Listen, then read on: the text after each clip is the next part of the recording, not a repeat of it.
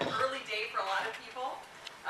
I was up at 4:45 and was here by 6 a.m., so it was certainly an early day for me. I'm kind of hopped up on sugar and I guess adrenaline because I'm in front of people. So. Woo! Yeah, right? Woo! Yeah. So welcome, another warm welcome to Chicago Code Campus. One of the organizers, I love seeing this many people here because, again, we volunteer like, David Jarrett talked about earlier today. A lot of us are volunteering our time, so it means a lot that a lot of people are as passionate about learning about new technology as we are. So who the heck am I? I see a lot of familiar faces, people from past conferences, people who maybe have come to my user group. So some people probably know who I am, but for the folks who have no idea, I wanted to give you just a brief intro. So my name is Dugan. I tend to speak at conferences, right? I was at Ignite last year. Go on site at customers with me and some of my Polaris cohorts. I'm an organizer at that conference. I'm speaking there as well this year. Some personal stuff about me that's kind of fun is I love Halloween. I have chickens. If you were here last year, you probably saw Chicken Cam. Is there anyone here who saw Chicken Cam last year? Yeah. I need to get that updated so you can see them. They're much bigger now. And then, of course, my husband, who is an amazing support, right? So he supports me through all the craziness of doing all this organization and, having the late night calls and all stuff. So he's awesome. So, I put some stuff along the bottom because, I also have some stuff that I do for work, right? I'm an ALM MVP, certified Scrum Master, a bunch of other stuff, right? That all sounds pretty great, I guess, right? So that should make me seem like, I'm competent, smart. It's kind of how I'm hoping people see me. But is it how I see myself? Not always. Right? So was there anyone here who was in my imposter syndrome talk last year? I see a few people that I recognize. Right? And so this is about imposter syndrome, right? I kind of came out and admitted I'm really, really bad about imposter syndrome, right? I can put all this stuff up there, which may make me seem like I'm confident. I've got all these credentials, but does it mean I actually feel like I'm smart? Not always. Right? So what do I feel like most days? It's not bad. I wish it were. Most days, I feel like this. Right? I see a lot of people smiling, so I don't think I'm alone here. Right? I feel like a phony sometimes. Not necessarily what I always called it, right? I didn't always call it imposter syndrome. I didn't always say it was a phony. But there was always something kind of like gnawing at me, right? I'd be asked to do a presentation, and I would feel like not just nervous, but like, why would anyone want to listen to me, right? Why would anyone want to hear anything I have to say?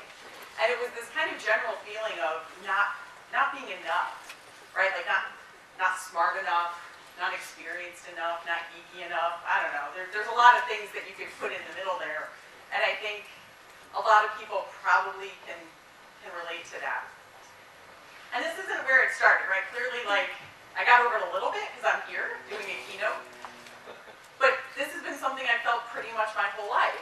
And it was just a couple of years ago that I actually kind of discovered what imposter syndrome was. So I want to go back just a little bit. I've got a lot of stories that I'm going to tell today. And so it started with this. So I imagine there's some folks in the room who know who Scott Hanselman is, right? We're developers. Most people know who he is, right? He's kind of like a geek celebrity, right? And he'll admit to that, right? He's confident. He gets up on stage. He owns that stage. He's funny. Like, oh my God, not only is he up on stage, but he can actually be funny while writing code. Like, that's something that everybody wants to be. And so he works at Microsoft, so we had some overlap. I worked at Microsoft with him for about 5 years. Didn't really ever get to see him much because he's in Portland, I'm in Chicago. But he would mentor people, and he wrote this blog post, I think it was a couple of years ago now, about how one of the people he was mentoring came to him and said, you can probably read that, I know it's a bit of an eye chart. But essentially that he was having kind of a crisis of confidence. He was getting stuck. Like he felt like he couldn't do the things he wanted to do. And the part that made it really hard was it started to creep into his personal life, right?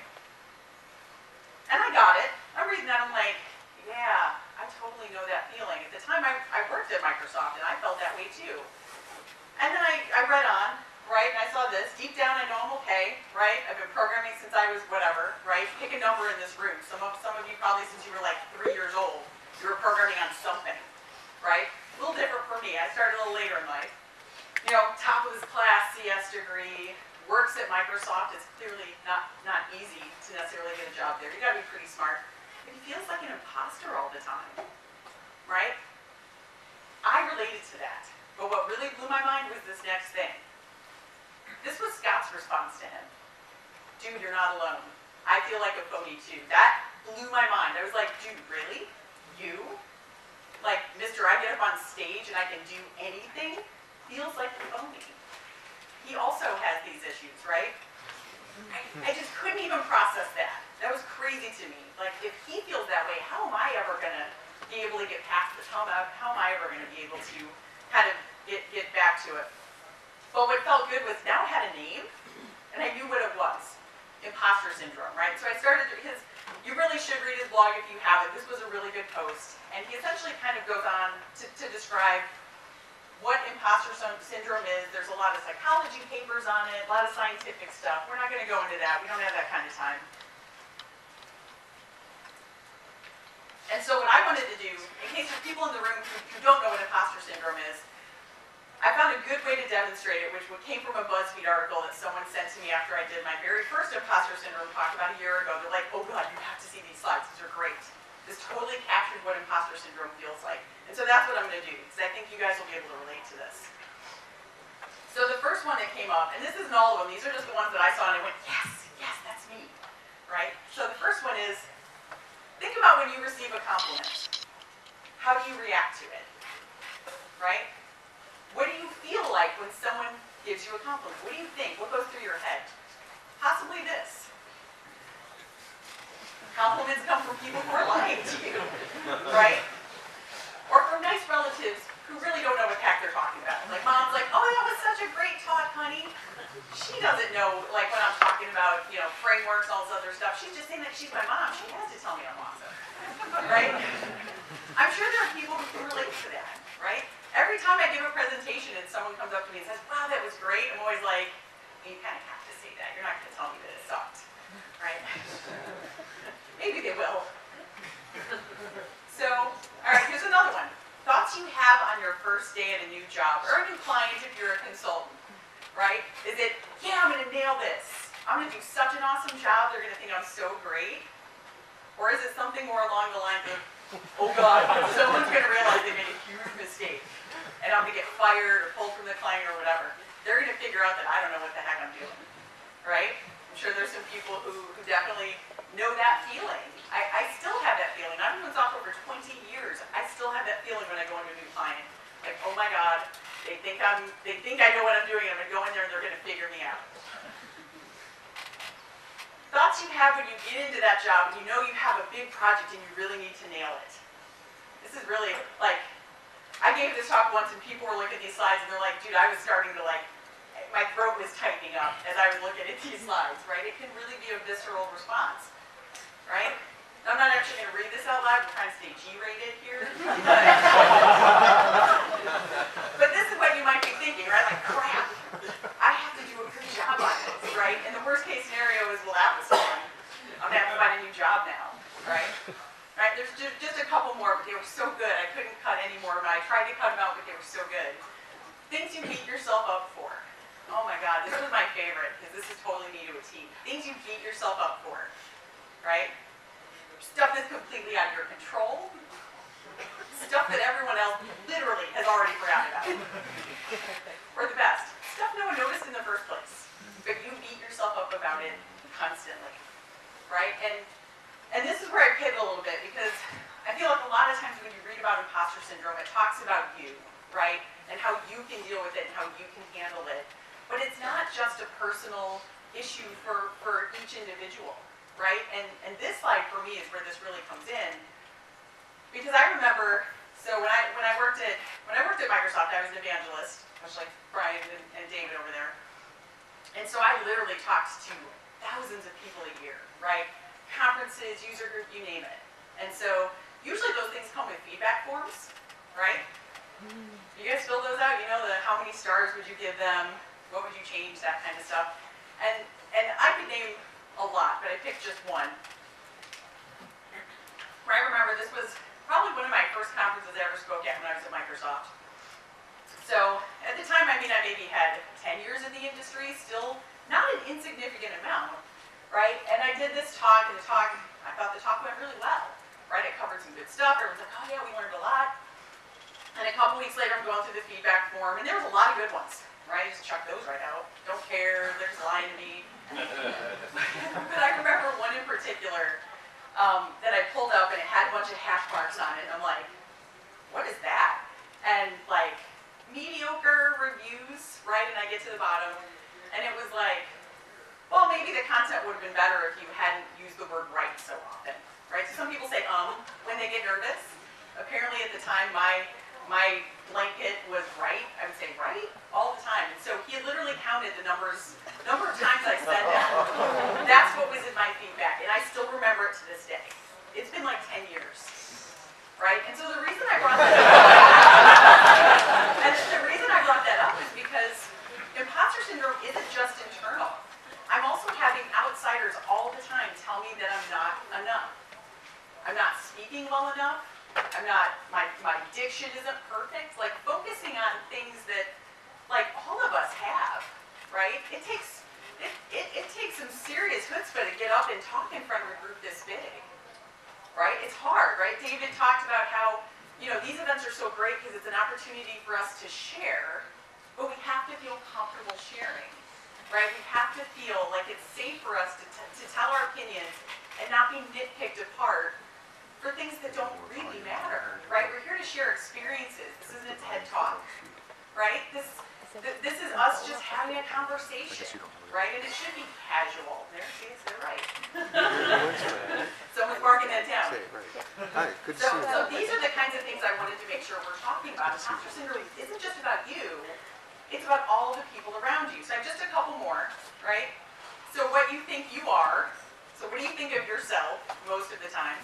I love this. Hot, crazy truck fire mess of a person who disappoints important people.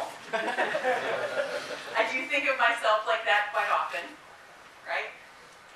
What others think you are. This is the reality.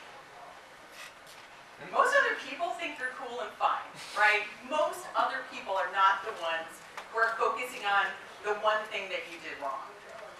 Right? And that's who we need to be. We need to remember to be supportive because this is a community event. Not all of us are super confident. We're not all Scott Hanselman, able to get up here and command the stage. But we need to make sure we make people feel comfortable. We've got a lot of students here who maybe have never done this before. Right? And the last thing they want is to have some terrible experience and be like, well, I'm never going to do that because look what happened to them. Right? So part of what imposter syndrome comes from is not just internally, some of it's external. So I wanted to make sure to bring that up because I'm not saying that all the people in this room should, are doing these things, but it's just something to keep in mind. Right? And kind of the last thing, right? Types of people who can have imposter syndrome. All the smart, successful people that you think have it all together. Scott Hanselman has imposter syndrome. I have imposter syndrome. I know a lot of people are like, what are you talking about? I always get that. I was like, you? Really? You speak at all these user groups, like you're on channel 9, like it doesn't mean I don't constantly feel terrified that I'm going to slip up and people are going to find me out, right? So then, at the end of the day, just being the kind of person I am, I also wanted to know exactly how bad am I, right? How bad is my imposter syndrome? And thankfully, internet has lots of quizzes, and you know how great online quizzes are, right? These are like definitely super legit here. But I found a couple that I thought were interesting, and so I took one of them. And just to show you a couple of the questions, right, the kinds of things that they ask about. So here's number one. When people praise me for something I've accomplished, I'm afraid I won't be able to live up to their expectations in the future. That's a pretty common symptom of imposter syndrome, right? And I think most people have experienced that at some point. I'm afraid people important to me might find out that I'm not as capable as they think I am. I have to imagine there's some people who know that feeling. I rarely do a project or task as well as I'd like to do. Some people just kind of slap the label perfectionist on there, but it's way more than perfectionism, right? I often compare my ability to those around me, right? Constantly comparing yourself to others. If only I was as smart as X, right? I feel like that was one of the hardest things for me working at Microsoft is, man, you are surrounded by people who love to be on stage, who are super smart, who code like in their sleep. how do you compete with that? And if you already feel inferior, that can be a really high pressure environment. And so, in case you're wondering, of course, I put a score. And so the way it works out is if you're up to 40, you're pretty good. Maybe you feel a little inferior once in a while, not a big deal. 41 to 60 is moderate. 60 to 80 is your borderline. 80 and plus means you feel like that hot truck fire mess all the time. So I scored a 77. Not a bad score, I guess. I'm usually one of those people who's like, I'm going to ace that test. I don't know if I'm really going to ace this one, right? Like, probably not a good thing. But now I was really getting curious because I wanted to know, well, how do all my friends align up? Because that was making me wonder, like, everyone is surprised about me. I bet there's people out there I'd be surprised. So I sent it out. There might even be people in this room who took it because I tweeted it. I put it on Facebook. And I had people send me their scores and what they wanted me to put their title. I didn't use names. But I said, let's just talk about what you do as a job. And so here's a bunch of scores. This isn't even all of them. It just got to a point where I was tired of doing PowerPoint animation. You know, there's a lot more than this. But I was really surprised at some of the numbers that came back. Some were low. That's fine, right? Like I said, this isn't necessarily something that everybody feels. Some were really high, and some I was shocked. I was shocked about it. So I'm not naming names, but there's a couple in here. This ALM consultant, 87. That was so much higher than me, and this is like a really good friend of mine. Hopefully you won't figure it out from home describing him. But it's a good friend of mine. He speaks at conferences all the time. He's like a plural site author. Like, dude knows everything, right? At least, and I always feel like he just gets up there on stage. It's not Scott. I actually didn't ask him for a score. I should. And he's always up on stage, and he always just exudes nothing but confidence, right? And when he sent me that score, I was like, dude, are you serious? Like, I had no idea, right? And all of these people are people that I know pretty well. We had like IT director, 77. One of my friends who's a lawyer and a really good one, 89. I was like, dude, how do you function? You really like and that's what he said. He's like, you know, he works at a school, right? So it's a different type of law, right? They don't get the big money. But yeah, like I was just shocked at how many people that I never would have guessed have these feelings are even worse than me, right? And I'm not saying that like, oh wow, that should make me feel better. It was almost comforting to know that these people who don't exude anything, because I always feel like, oh, people look at me and I must look like a mess. And I'm like, well, these other people with higher scores than me, I would never have guessed. So clearly, I'm pulling something off, right? Like I'm able to at least kind of project confidence, even if I don't always feel it. And so I did a little bit more digging, right? This is probably the only actual stat you'll see. But researchers, according to studies, say that up to 70% of people have felt this at some point in their life. So maybe there are 40 right now, but maybe they take that test in a couple of years at a different part of their life and they're at an 80, right? It's something that can kind of ebb and flow. So why are we talking about this at a conference, right? Or should we be talking about like writing mobile code, and continuous integration, continuous delivery? Part of this goes back to kind of how it all started, right? It's not all just about building software. It's about the fact that there's a lot of fear regardless of what you do for a living, right? And part of what I do as a job is I'm an Agile coach, and I see it all the time, right? People have this fear of being exposed, but in ways like, I don't want to bring up an argument that we shouldn't do something a certain way because someone might say I'm an idiot. What do you know, right? You don't know anything about Ember or whatever, right? I don't, I'm not a developer. But, you know, things like daily stand-ups, right? Everyone's got to be super honest about the fact, am I late with my code? Am I on time? Do I need help?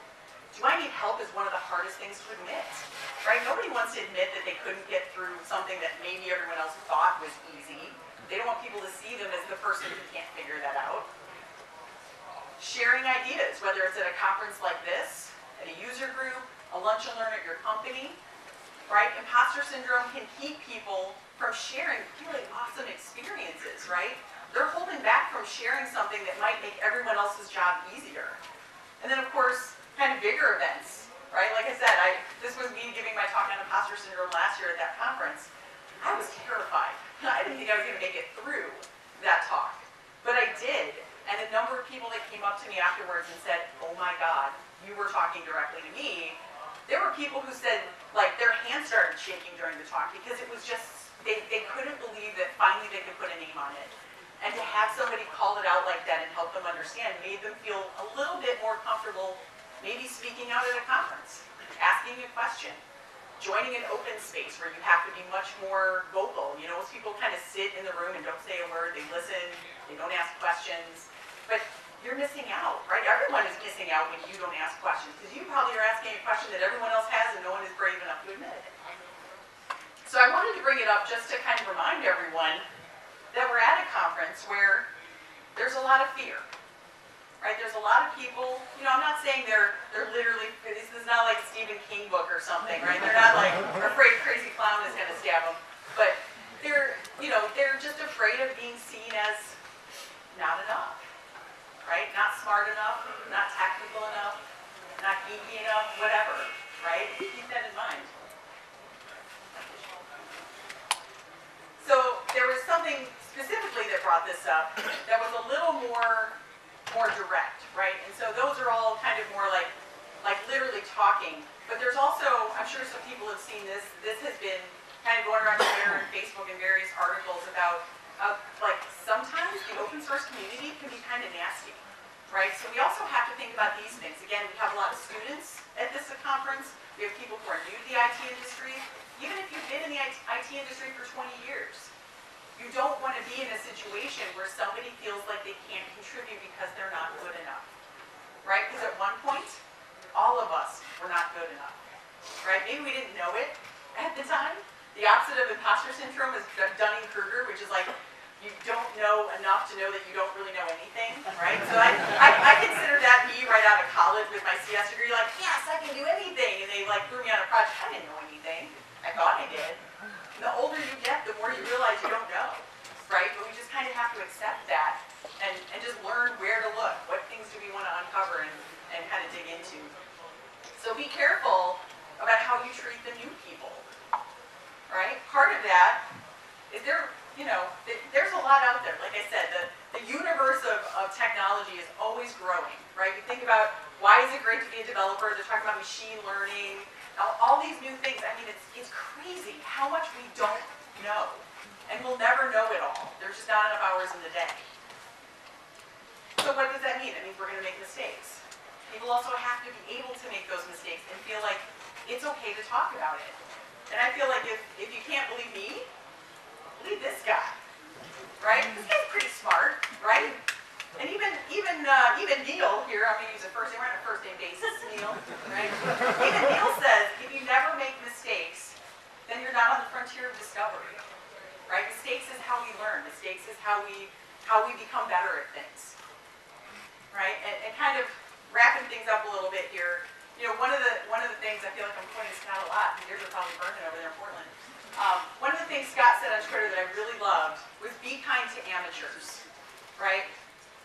There are more of them than professionals, right? If you think about the IT industry, flooding into that, we have new people joining the IT industry so fast, and they're looking for us as to how to act, right? So we're also an example, and what does that mean?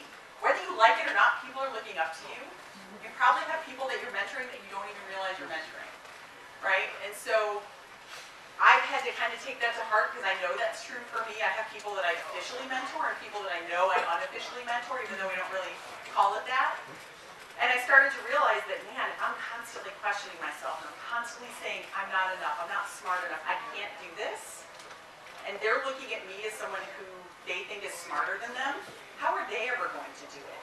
Right? And that kind of makes me think about that conference, which, I guess I'm pimping that conference at Chicago Code Camp. But one of the things I love about that conference is there's a kids track, a family track, right? And the best thing is that there are so many kids now that submit as speakers. That is incredible to me. This was last year. I don't even have this year's up. It's even more people this year. But look at that. Like, that's 7 girls between the ages of 10 and 13 willing to teach other kids how to write HTML, how to do custom Minecraft hacking. Like, this is amazing to me. They haven't even started to develop those feelings because no one has ever told them you have to be perfect or you shouldn't even get up there and talk, right? And I hope that more of this happens. I want this to keep being encouraged, right? I don't want that fire to ever get extinguished because somebody's counting the number of times they say right in a presentation, right? So this is why we're talking about this at this conference, right? It's important to keep these things in mind because we have to support each other, right? This is all about being a beginner. There's probably something here that you're going to go see today that you don't already know, right? Because maybe you want to learn a little about Xamarin or a little about some JavaScript framework, right? We want people to be fearless. Talk to the person next to you. Ask questions. Go up to the speaker afterwards and say, hey, I want to go a little deeper on something. Can we go chat later? Talk to the people at the booth and ask them questions, right? Be fearless. Be passionate. We want people to be inspired, right? Go down to Humanitarian Toolbox and write some code to change the world, right? And the very last message, if you take nothing else away, be excellent to each other today, right? Take that with you for the rest of the day. Be awesome. Thank you.